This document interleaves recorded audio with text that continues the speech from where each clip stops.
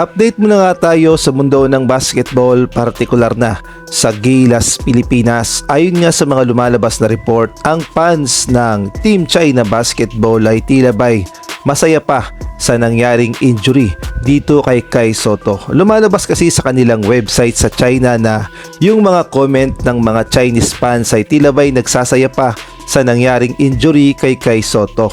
Samantalang ito namang si RJ Abarrientos ay malaki nga ang pag-asa na makabalik sa Gilas, Pilipinas. Ngunit bago yan, pakipindot naman ang like, subscribe at ang notification bell para updated ka sa lahat ng aking ina-upload.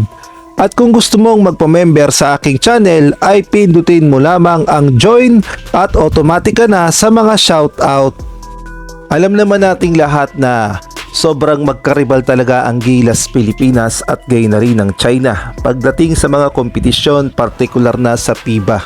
Kaya naman noong 2023 ay ginulat nga natin sila at hindi sila makapaniwala sa ginawa ng Gilas, Pilipinas na talunin sila sa mga malalaking international basketball competition, partikular na sa nangyaring FIBA World Cup kung saan tinambakan nga natin ang Team China. At gayon na rin ang nangyaring Asian Games sa mismong baluarte pa nila sa China ay tinalo nga natin sila sa semifinals. Kaya naman hindi talaga makapaniwala ang Team China sa nangyari sa kanilang kupunan sa kamay ng Gilas, Pilipinas.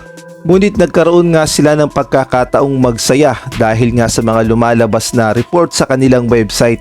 Natalakay kasi dito itong si Kai Sotto na alam nating lahat na nagkaroon ng ACL injury at magpapahinga nga ng 6 months. At yung mga comment nga ng mga Chinese fans ay tila ba tuwang-tuwa pa sa nangyari dito kay Kai Sotto. Ang sabi pa nga sa mga comment nila ay good things daw ang nangyari dito kay Kai Sotto.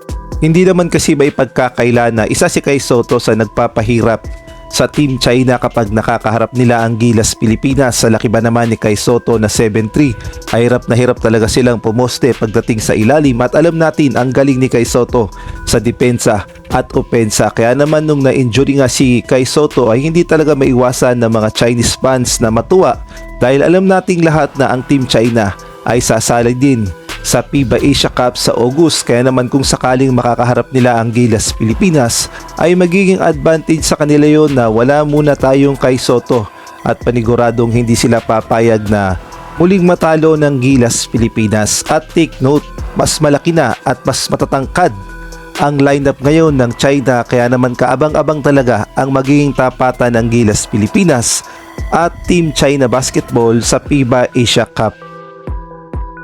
Samantalang ayon naman sa report ay malaki nga ang pag-asa ni RJ Abarrientos na makabalik sa Gilas, Pilipinas ay narinyan kay Coach Tim Cone. Ang sabi nga sa report, Gilas, Pilipinas Head Coach Tim Cone is open to adding Barangay Ginebra rookie Ron J. Abarrientos to the national team pool if circumstances warrant it. Tim Cone, RJ Abarrientos, Gilas returns depends on necessity.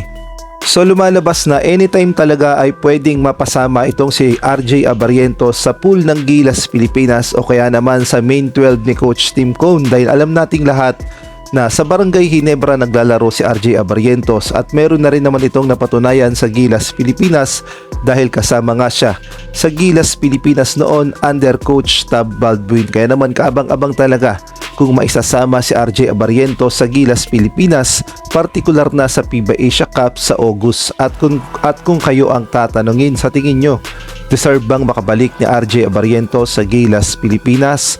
Maaari kayo magbigay ng komento sa comment section.